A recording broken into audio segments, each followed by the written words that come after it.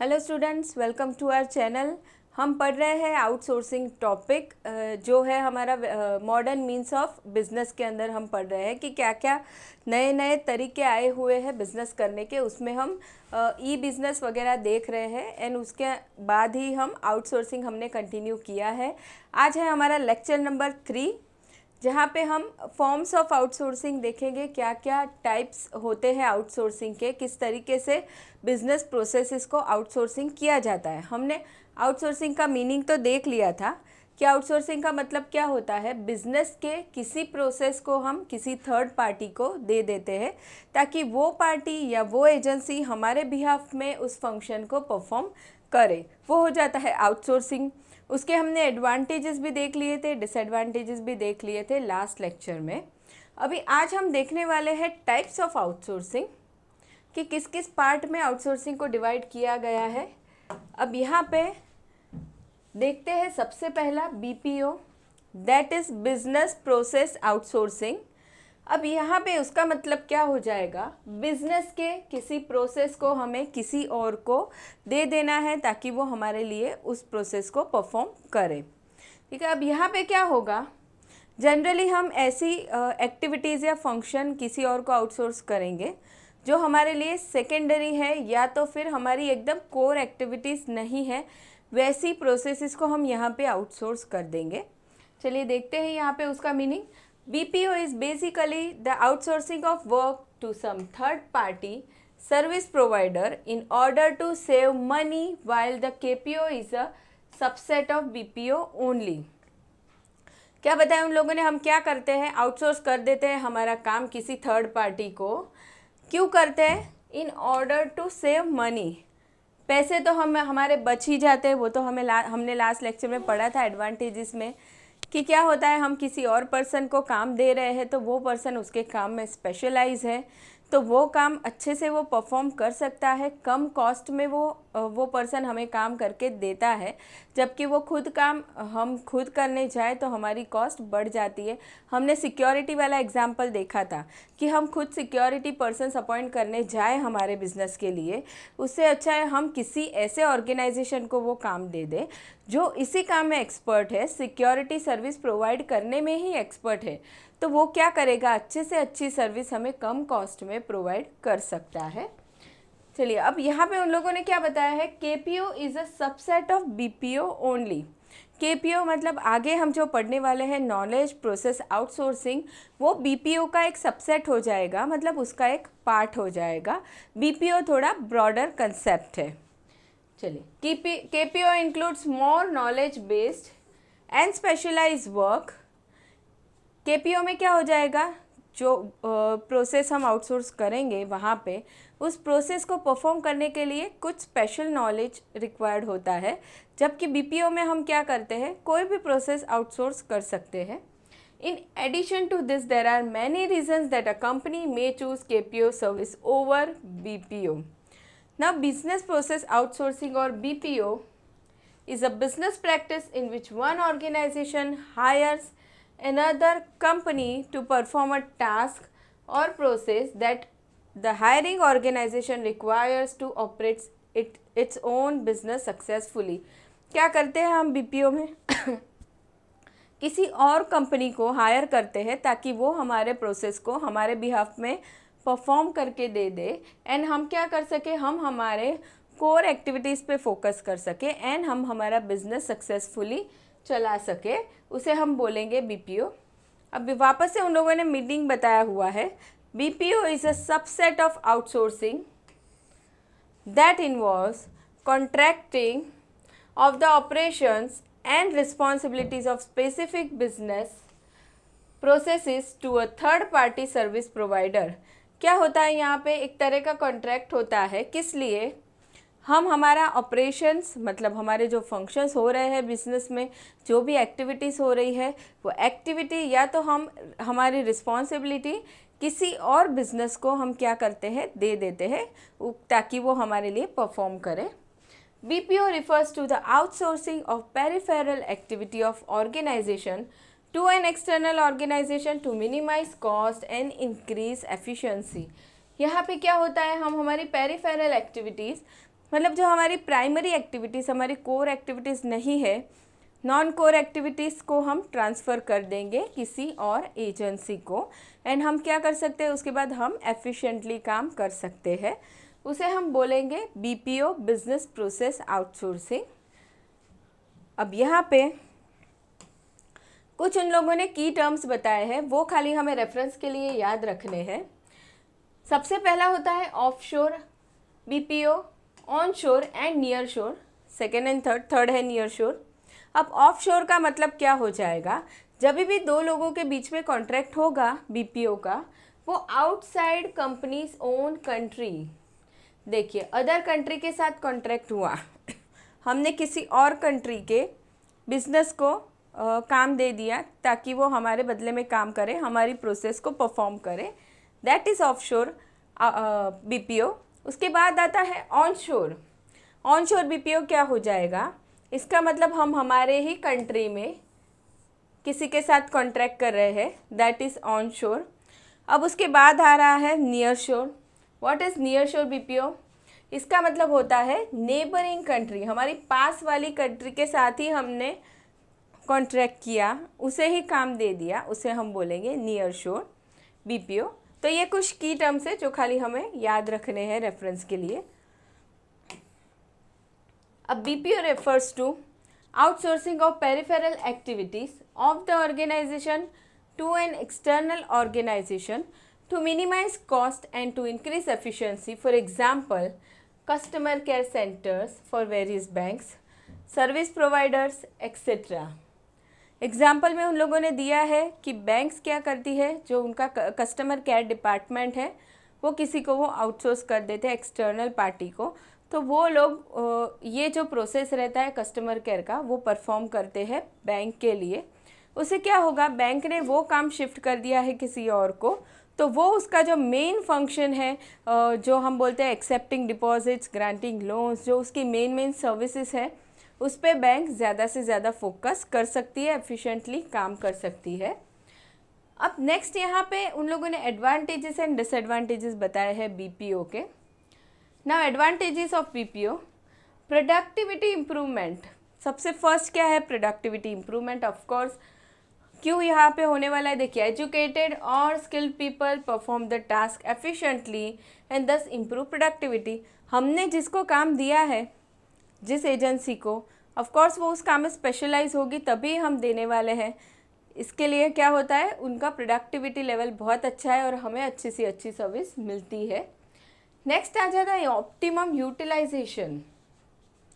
देखिए optimum utilisation किस चीज़ का होता है, रिसोर्सेज का होने वाला है। अगर हम किसी और को आउटसोर्स करते हैं काम, तो हम हमारे रिसोर्सेज को अच्छे तरीके से मैक्सिमम वे में हम उसे यूज़ कर सकते हैं एंड वेस्टेज उसका कम कर सकते हैं।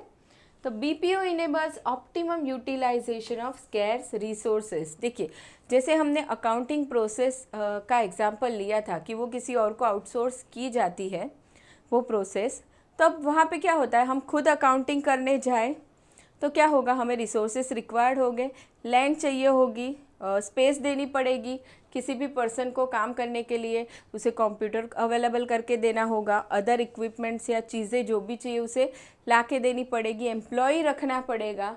जबकि हमने किसी और को आउटसोर्स कर दिया तो वो जो स्पेस है या रिसोर्सेज है हम किसी और चीज़ के लिए यूज़ कर सकते हैं। ठीक है, तो हम क्या कर रहे हैं यहाँ पे, ऑप्टिमम यूटिलाइजेशन ऑफ रिसोर्सेज कर रहे हैं अगर हम आउटसोर्सिंग करते हैं तो। Now next is reduction is in cost.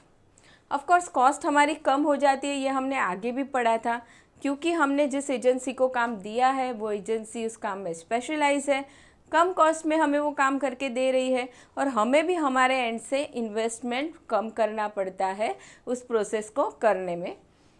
Cost saving can be significant to any business. BPO not only helps to reducing cost but also increase productivity and increases revenue.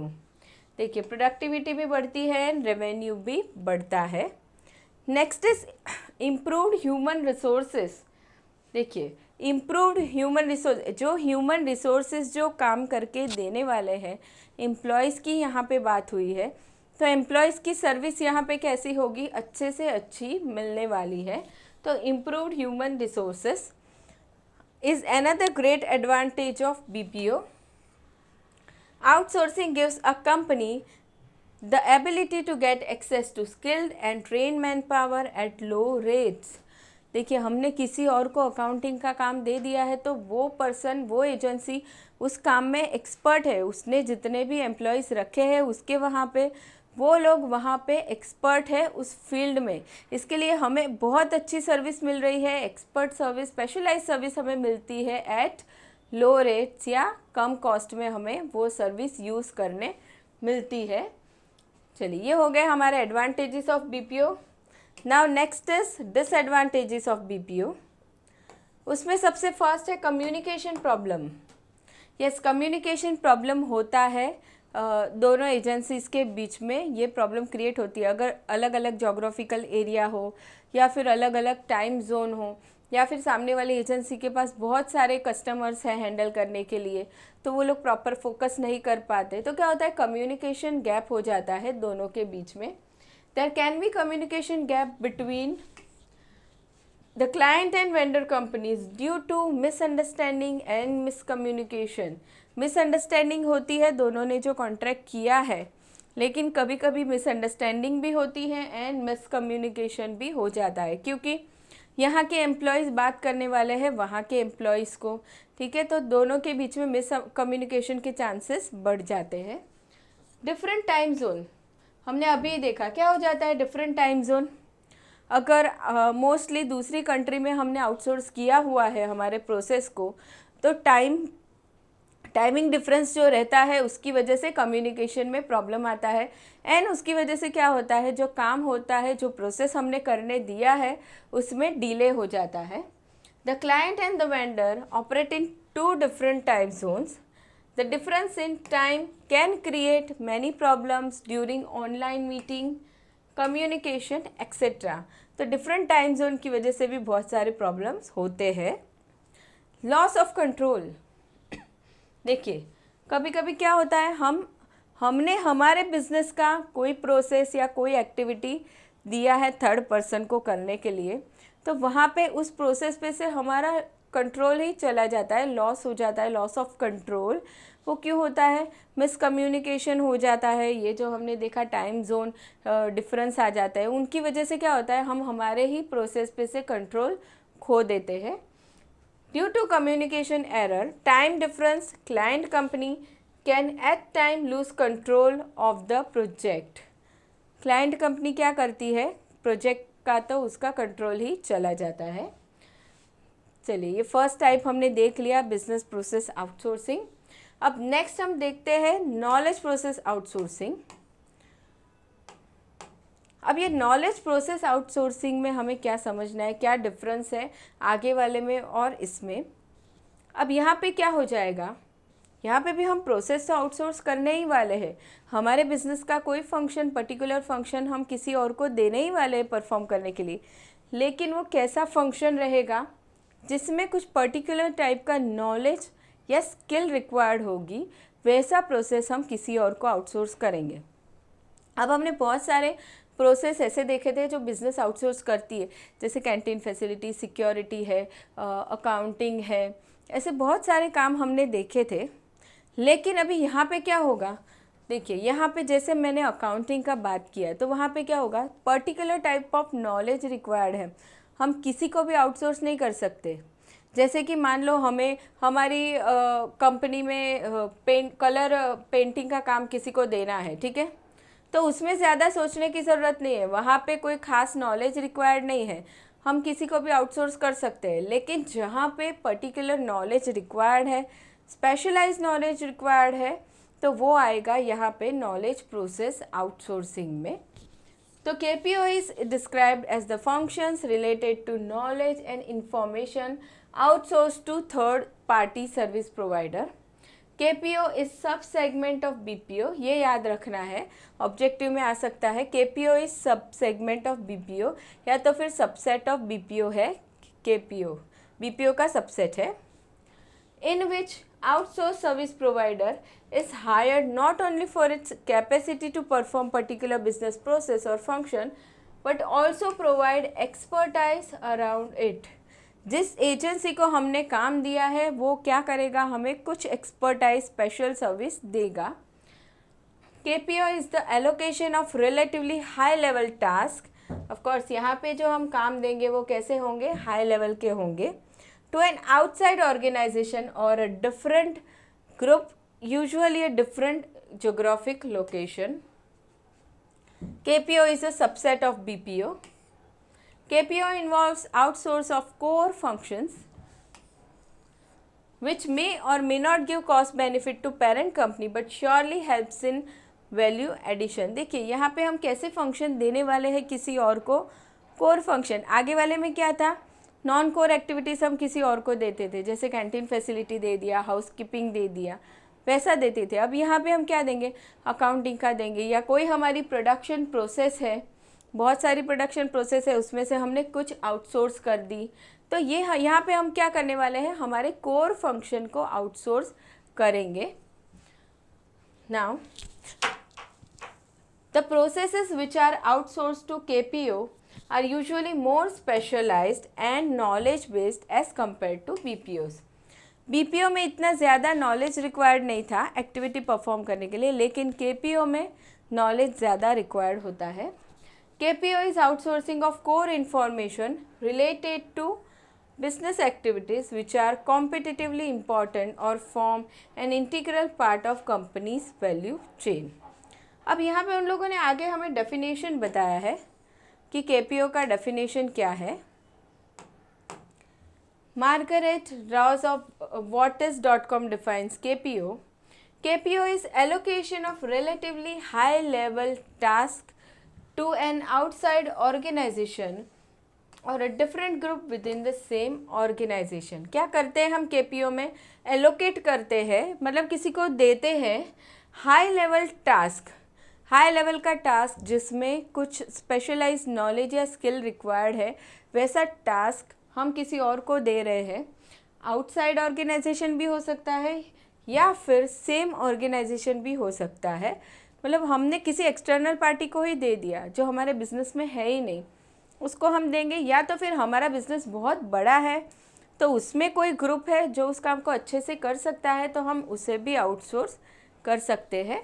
तो ये हो गया हमारा KPO का definition. अब meaning आ गया है. KPO is a form of outsourcing in which knowledge related and information related work is carried out by workers in a different company or by subsidiary of the same organization. Same वही उन लोगों ने बताया है कि यहाँ पे कैसी एक्टिविटी हम किसी को देंगे जिसमें नॉलेज रिक्वायर्ड है या इंफॉर्मेशन रिक्वायर्ड है, which may be in the same country or in an offshore location to save cost. अब ये KPO हमारी सेम कंट्री में भी हो सकता है या फिर अदर कंट्रीज़ में भी हो सकता है. KPO requires advanced analytical and technical skills. देखिए यहाँ पे कैसी स्किल्स चाहिए होती है, advance analytical and technical skill as well as high degree of specialist expertise. KPO allows both core and non core activities. यहाँ पे कोर एक्टिविटी भी हम ट्रांसफ़र कर सकते हैं, नॉन कोर भी कभी कभी कर सकते हैं, बोथ अलाउड है. अब KPO के क्या क्या एडवांटेजेस होंगे, अब यहाँ पे हम कुछ एक्सपर्टाइज सर्विस लेने वाले हैं किसी और से, तो उसके एडवांटेजेस देखते हैं. सबसे फर्स्ट कॉस्ट रिडक्शन तो लिख ही देना है, क्योंकि हम आउटसोर्स कर रहे हैं किसी और कंपनी को, तो कॉस्ट का बेनिफिट तो हमें मिलेगा ही मिलेगा. तो cost reduction is possible as clients get professional services at a cost effective price. Second one is business organizations can hire skilled employees from KPO service providers. Of course, skilled employee की service मिल रही है हमें, हमने जिस person को agency को outsource किया है वहाँ पे क्वालिफाइड लोग होंगे जो हमें अच्छी से अच्छी सर्विस देंगे. Third is high end services are provided at a lower cost to decrease unemployment and benefit their economy. हम किसी को आउटसोर्स कर रहे हैं तो उस ऑर्गेनाइजेशन में क्या हो रहा है, लोगों को काम मिल रहा है, एम्प्लॉयमेंट अपॉर्चुनिटीज़ बढ़ रही है, तो उसका मतलब है कि अनएम्प्लॉयमेंट डिक्रीज़ हो रही है, ठीक है। और बेनिफिट होता है किसको? कंट्री को। हमने सेम हमारे ही कंट्री में अगर काम दिया है, किसी को आउटसोर्स किया है, तो हमारी कंट्री में अनएम्प्लॉयमेंट कम होगी, सबको जॉब मिलेगी। अदर कंट्री में दिया है तो वहाँ पे लोगों को एम्प्लॉयमेंट मिलती है। Fourth advantages provides flexibility in terms of HRM, human resource management and time management. यहाँ पे भी फ्लेक्सिबिलिटी आ जाती है। हम खुद सारा काम करने जाए या हम किसी और के पास से सर्विस ले तो ऑफकोर्स वहाँ पे फ्लेक्सिबिलिटी थोड़ा बढ़ जाती है। तो ये हो गए advantages of KPO। Now next is disadvantages. अब यहाँ पे क्या क्या प्रॉब्लम्स आने वाली है, तो यहाँ पे सबसे फर्स्ट है security of organisation is question. Yes, क्योंकि हमने ऐसी एक्टिविटी को किसी और को दे दिया है जिसमें स्पेशलाइज नॉलेज रिक्वायर्ड था, तो वैसी प्रोसेस हमने किसी और को दी है। मतलब हम क्या करेंगे, हमारी कोर एक्टिविटीज़ हमने किसी और को दी है, तो हम बहुत इम्पॉर्टेंट जो हमारी इन्फॉर्मेशन रहती है वो भी हम किसी और को बताएंगे ही, उस एजेंसी को हम शेयर करने वाले हैं। तो हमारे इन्फॉर्मेशन की सिक्योरिटी पे यहाँ पे क्वेश्चन आ जाता है। Next is the character of employ and quality of the work can not be assured. अब सामने एजेंसी जिसको हमने काम दिया है वहाँ के एम्प्लॉयज़ कैसे होंगे, ट्रस्टफुल होंगे या नहीं होंगे, वो हम अश्योरिटी नहीं दे सकते। ऐसे भी हो सकता है कि वो एम्प्लॉय हमारी इन्फॉर्मेशन को किसी और को बता दे, कि हमारे किसी कॉम्पिटिटर को बता दे, तो हमारा लॉस हो सकता है। Now third is KPO is time consuming and cannot provide a quick fix to the company seeking immediate result। अब KPO में हम क्या कर रहे हैं, ऐसी एक्टिविटी किसी और को देने वाले हैं जिसमें पर्टिकुलर नॉलेज रिक्वायर्ड है, एक्सपर्टाइज रिक्वायर्ड। अब ऐसे ऑर्गेनाइजेशन हमें फटाफट से तो मिल नहीं जाएंगे। हमें कैंटीन फैसिलिटी किसको देना है, हाउसकीपिंग देना है, तो उसके तो बहुत सारे ऑप्शंस मिल जाएंगे।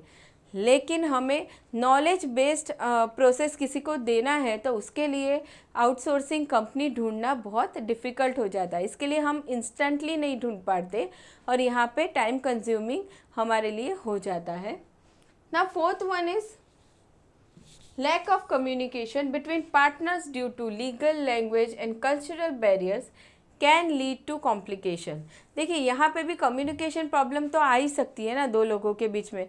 अगर जोग्राफिकल लिमिटेशन है, मतलब जोग्राफिकल एरिया दोनों का अलग अलग है, या तो फिर टाइम जोन प्रॉब्लम हो रही है, या फिर लीगल प्रॉब्लम आती है दोनों के बीच में, लैंग्वेज बैरियर आते हैं, लैंग्वेजेस अलग अलग होती है, कल्चरल बैरियर्स आते हैं। कल्चरल का मतलब मान लो एक स्टेट से दूसरे स्टेट में आउटसोर्स किया गया है काम को, कोई एक फेस्टिवल है जो यहाँ पे होता है वहाँ पे नहीं होता है, तो एक जगह छुट्टियाँ मिल रही है दूसरी जगह नहीं मिल रही है, तो क्या होता है काम में डिले हो सकता है दूसरे स्टेट के लिए, तो वो सारे कल्चरल बैरियर्स हो जाते हैं। तो ये सारे कल्चरल बैरियर्स, लैंग्वेज वगैरह leads to complications, problem create करते हैं। Now next is reduction in communication due to language barrier. Language barrier भी यहाँ पे हो सकता है। अलग अलग स्टेट में अगर हमने आउटसोर्स किया है या तो फिर अदर कंट्री में हमने किया है तो लैंग्वेज बैरियर भी आ जाता है। तो ये हो गए उसके डिसएडवांटेजेस KPO के। अब लास्ट हम टाइप देखने वाले हैं वो है LPO, that is legal process outsourcing. देखिए अभी लीगल प्रोसेस आउटसोर्सिंग में क्या होने वाला है, एक फर्म है जो खुद कुछ लीगल काम कर रही है, ठीक है, वो क्या करेगी, वो उसका लीगल वर्क किसी और फर्म को आउटसोर्स कर सकती है यहाँ पे। तो यहाँ पे भी क्या हो गया, स्पेशलाइज्ड नॉलेज तो रिक्वायर्ड है ही, हम किसी भी फर्म को आउटसोर्स नहीं कर सकते लीगल काम। तो यहाँ पे ये हो जाएगा legal process outsourcing. LPO is a type of KPO that is specific to legal service ranging from drafting legal documents, performing legal research and offering advices। देखिए ये भी एक तरह का KPO ही है, नॉलेज प्रोसेस आउटसोर्सिंग ही, लेकिन इसमें क्या होगा, यहाँ पे हम सिर्फ लीगल काम को ही कंसिडर करेंगे, लीगल काम करने के लिए ही, लीगल प्रोसेस ही किसी और को आउटसोर्स किया जाएगा, बाकी काम यहाँ पे हम कंसिडर नहीं करेंगे। Now LPO refers to the practice of law firm or corporation obtaining legal support service from an outside law firm or legal support service company। देखिए यहाँ पे क्या होगा, हमारे विद इन कंट्री भी आउटसोर्सिंग हो सकता है या फिर आउटसाइड कंट्री में भी हम आउटसोर्सिंग कर सकते हैं। LPO is the industry in which in-house legal departments or organizations outsource legal work to such areas where it can be done at less cost. For example, areas like US or Europe outsource legal work to India, where it can be performed at significantly decreased cost. LPO में ज़्यादातर लोग mostly LPO में क्या होता है, outsourcing क्यों करते हैं, ताकि कॉस्ट बेनिफिट मिले, इसके लिए लोग आउटसोर्स करते हैं। यहाँ पे उन लोगों ने एग्जांपल दिया है, जैसे कि US यूरोप जैसी कंट्रीज़ है, वो क्या करती है, इंडिया में आउटसोर्सिंग करती है लीगल वर्क को। उससे क्या होता है, उन लोगों को कम कॉस्ट में काम करके मिलता है, कम रेट्स पे उनका काम हो जाता है, एंड दूसरा एफिशिएंटली भी काम होता है। इसके लिए वो लोग अदर कंट्रीज़ में आउटसोर्स करना पसंद करते हैं। Now LPO is high end industry that has been growing rapidly in recent years. अब ये जो LPO है वो आज के ज़माने में बहुत फास्ट ग्रो हो रहा है, एक कंट्री से दूसरी कंट्री में बहुत ज़्यादा लोग आउटसोर्सिंग कर रहे हैं। LPO is apparently a media invention. It derives from PPO, but to the extent that the word process suggests standardized, commoditized, easy to replicate tasks that can be performed without a lot of education.